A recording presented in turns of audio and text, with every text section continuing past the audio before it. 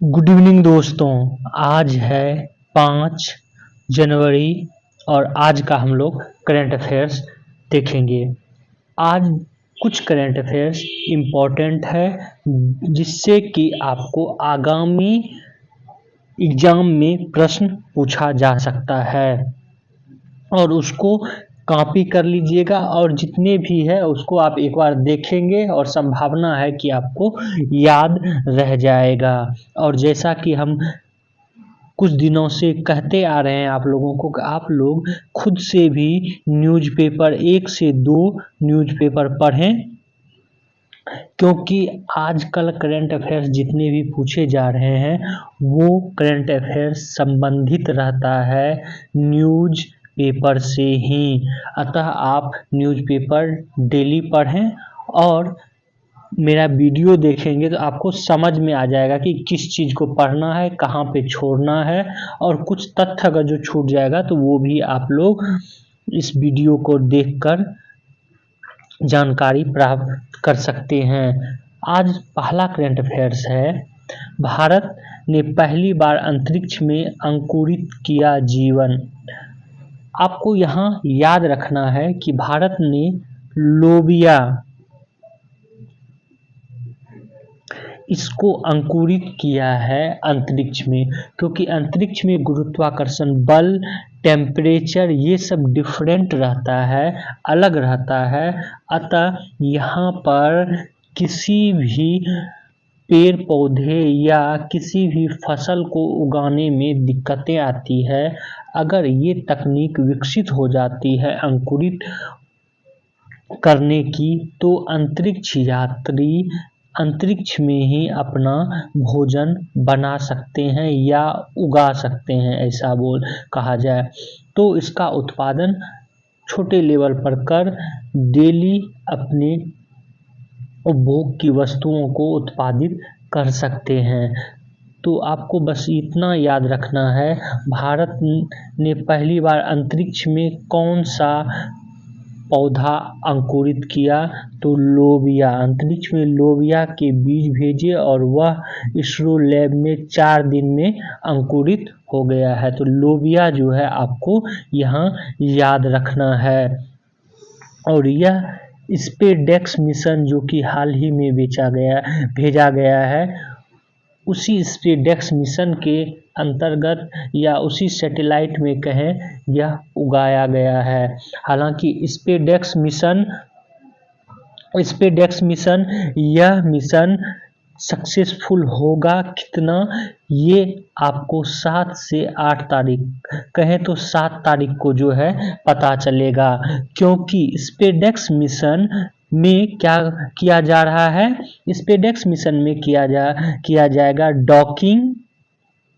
Docking और undocking.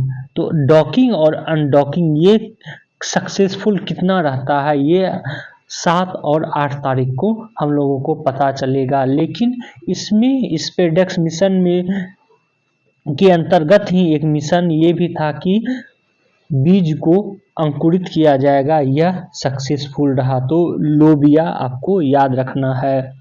आगे बता दें कि इसरो ने अलग एक पौधे को उगाने की तैयारी की है लोबिया के इतर, और वो है पालक। और पालक अगर उत्पादन हो जाता है तो लौह तत्व की कमी अंतरिक्ष यात्रियों में नहीं होगा, क्योंकि पालक से लौह तत्व हमें मिलता है। इसको भी उगाने का जो है अगला चरण में कहा जा रहा है, अंतरिक्ष यात्रियों के लिए पालक उगाया जाएगा।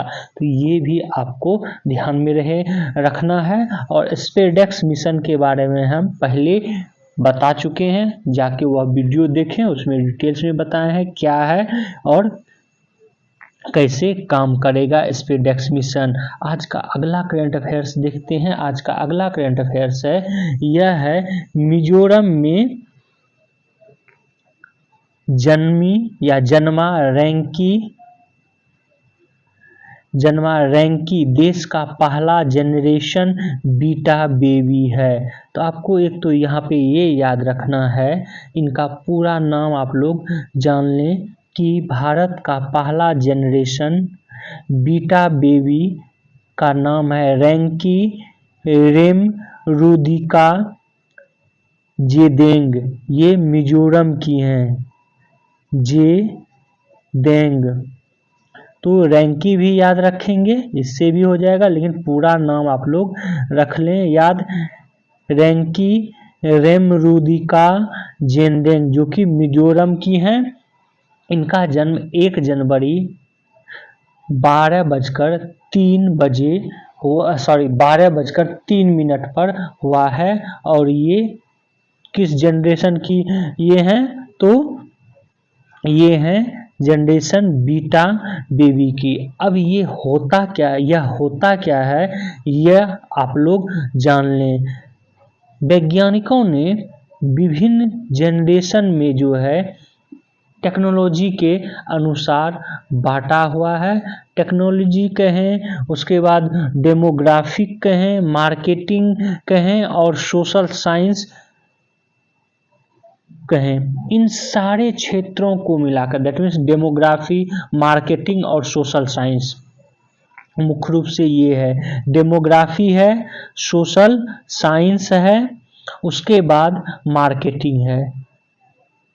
इनके आधार पर विभिन्न इरा में बांटा है, विभिन्न जनरेशन इसको कहें, विभिन्न जनरेशन में बांटा गया है। तो जो पहला जनरेशन में बांटा गया था प्रारंभ में, वो था ग्रेटेस्ट जनरेशन, महान जनरेशन। और यह महान जनरेशन 1922 से 1927 के बीच का समय था।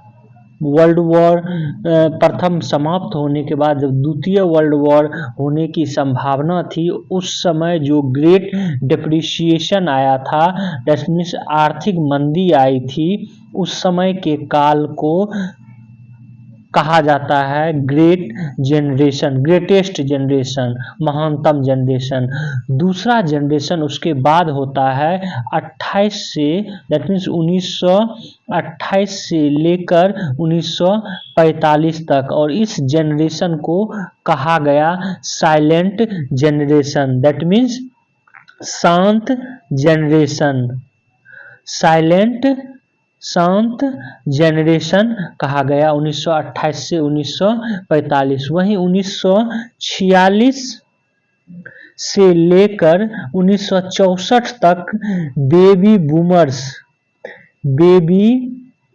बूमर्स जनरेशन कहा गया। ये इसलिए कहा गया कि इस समय आप देखेंगे कि जनसंख्या में विश्व में, भारत में भी और विश्व में भी जनसंख्या बहुत ज़्यादा बढ़ी थी, तो बेबी बूमर्स कहा गया। उसके बाद जनरेशन आता है जनरेशन एक्स, और जनरेशन एक्स कहलाता है 1965 से लेकर 1980 तक। और इस जनरेशन में क्या होता है कि बर्लिन की दीवार जो है उसको ढहा जाता है, खत्म किया जाता है।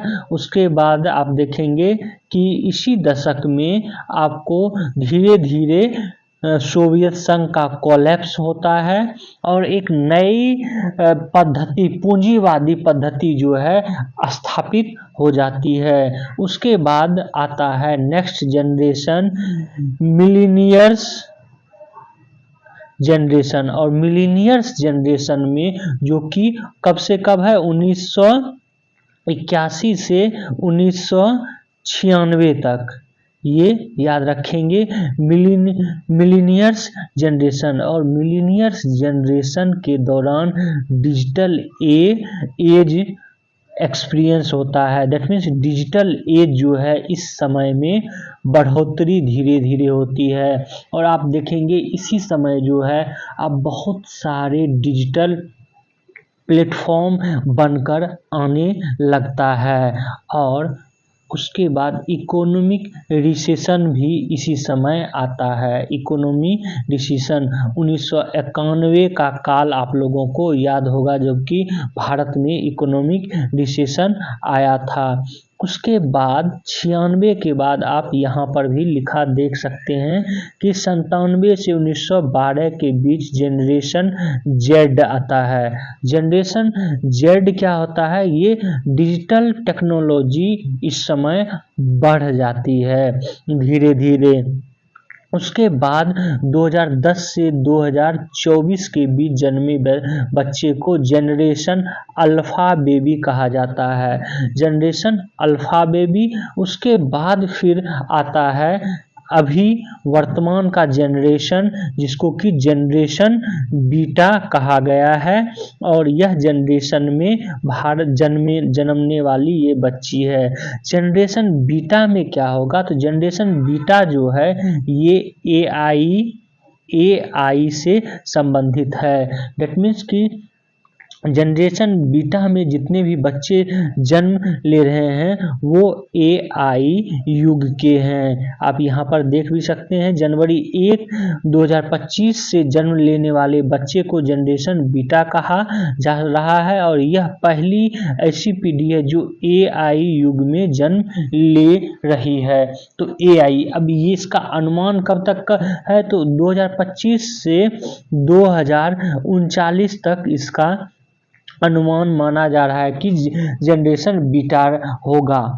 ये संभावना है कि इससे पहले भी जनरेशन बीटा समाप्त हो जाए और नई तकनीक जो है विश्व में आ जाए, तो हो सकता है चेंज हो जाए। लेकिन जनरेशन बीटा का कार्यकाल आप लोग 1 जनवरी 2025 से 31 दिसंबर 2039 तक ध्यान में रखेंगे।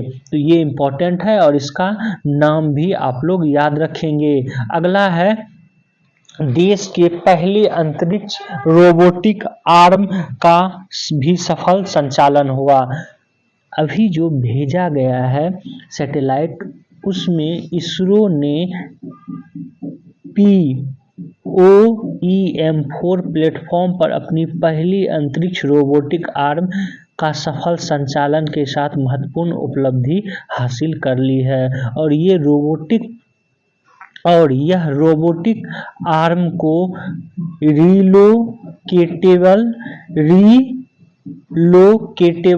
रोबोटिक मैनिपुलेटर टेक्नोलॉजी डिमोन्स्ट्रेटर कहा गया। दैट मीन्स RRMTD कहा गया है के रूप में जाना जाता है या कहा गया है। इसे भी स्पेसएक्स के साथ भेजा गया।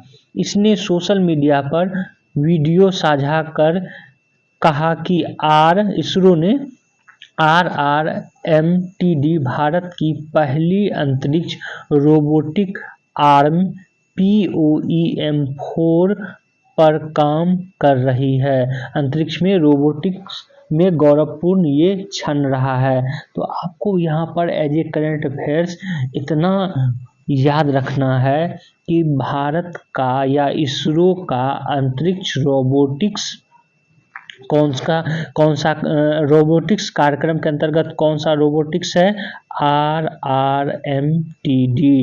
दैट मीन्स रोबोटिक्स आर्म कह लें या रोबोटिक्स आर्म को ही कहा गया है relocatable robotics manipulator technology demonstrator RRMTD। ये आप लोग ध्यान में रखेंगे, ये पूछा जा सकता है, संभावना है। अगला देखते हैं करंट अफेयर्स। आज का अगला करंट अफेयर्स, यह करंट अफेयर्स SSC के संदर्भ में ज़्यादा महत्वपूर्ण है, क्योंकि SSC में इस तरह का प्रश्न पूछा जाता है और सिलेबस में अलग से इंक्लूड किया गया है। और यह क्या है करंट अफेयर्स, यह जान लें। यह है कि R चिदम्बरम, जो कि एक परमाणुविद थे, परमाणु परीक्षण जब 1974 में स्माइलिंग बुद्धा के नाम से हुआ था, पोखरण का परमाणु परीक्षण, उसमें भी इन्होंने महत्वपूर्ण भूमिका निभाई थी। और उसके बाद अटल बिहारी वाजपेयी के समय जब भारत में 1998 में राजस्थान के पोखरण में दूसरा परीक्षण हुआ, तब भी इन्होंने महत्वपूर्ण भूमिका निभाई थी। कौन? R Chidambaram, that means doctor Rajagopal Chidambaram, और ये परमाणु कार्यक्रम के प्रमुख भी रहे थे। इनका निधन हो गया है 4 जनवरी 2025 को। इनका जन्म हुआ था 12 नवंबर 1936 को। तो ये ध्यान में रखेंगे। और यहाँ पर ये भी आपको बता दें कि स्माइलिंग बुद्धा जो है ये परमाणु परीक्षण से भारत में संबंधित है, और परमाणु परीक्षण प्लूटोनियम से हुआ था भारत में। ये भी आपको ध्यान में रखना है, पहली बार प्लूटोनियम से हुआ था। अभी यहाँ पर R Chidambaram, that means Rajagopal Chidambaram के बारे में बता दें कि 12 नवंबर 1936 को इनका जन्म हुआ था, और प्रारंभिक शिक्षा मेरठ के सनातन धर्म उच्च विद्यालय से इन्होंने प्राप्त की थी।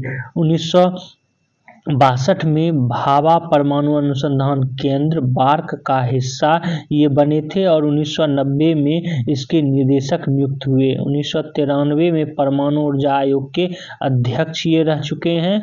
परमाणु ऊर्जा विभाग के सचिव के तौर पर देश के परमाणु कार्यक्रम का नेतृत्व भी इन्होंने किया। इस पद पर वह 2000 ईस्वी तक रहे। 2001 में सेवानिवृत्ति के बाद भारत सरकार के प्रमुख वैज्ञानिक सलाहकार नियुक्त किए गए, और 2018 तक इस पद पर ये रहे थे।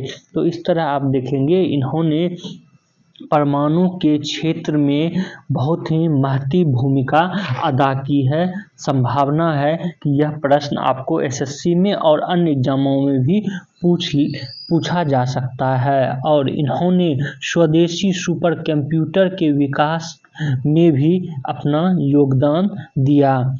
आगे देखते हैं आज का अगला करंट अफेयर्स। आज का अगला करंट अफेयर्स है, ये है विश्व की सबसे बुजुर्ग 116 वर्षीय जापानी महिला का निधन हो गया है, और इनका नाम है जापानी महिला का तोमिको इतो का इनका निधन हो गया है, और इनका जन्म 23 मई 1908 को हुआ था।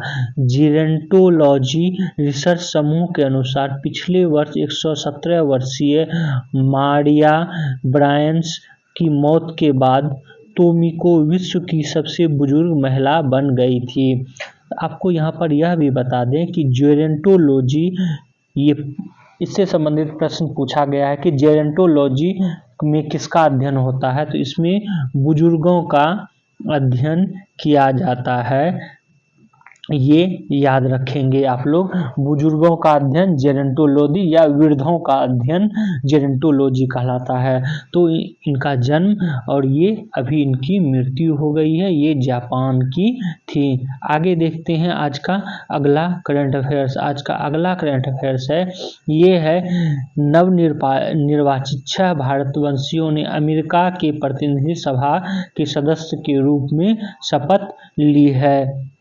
तो ट्रंप सरकार में जो प्रतिनिधि होंगे उसमें जो है 6 भारतीय हैं, और इनका नाम भी आप ध्यान में रख सकते हैं। ये है वाशिंगटन में प्रतिनिधि सभा में जो भाग लिए थे, ये सुहास सुब्रमण्यम, राजा कृष्णमूर्ति, श्री थानेदार, आर्मी बेरा और प्रमिला जयपाल रो खन्ना, ये 6 व्यक्ति जो हैं इसमें हैं। लेकिन आपको जो इम्पोर्टेंट इस करंट अफेयर्स यहाँ पर याद रखना है, ये है रिपब्लिकन पार्टी के सांसद माइकल जॉनसन शुक्रवार को कड़े मुकाबले में मात्र 3 मतों के अंतर से अमेरिका प्रतिनिधि सभा के स्पीकर जो निर्वाचित हुए हैं।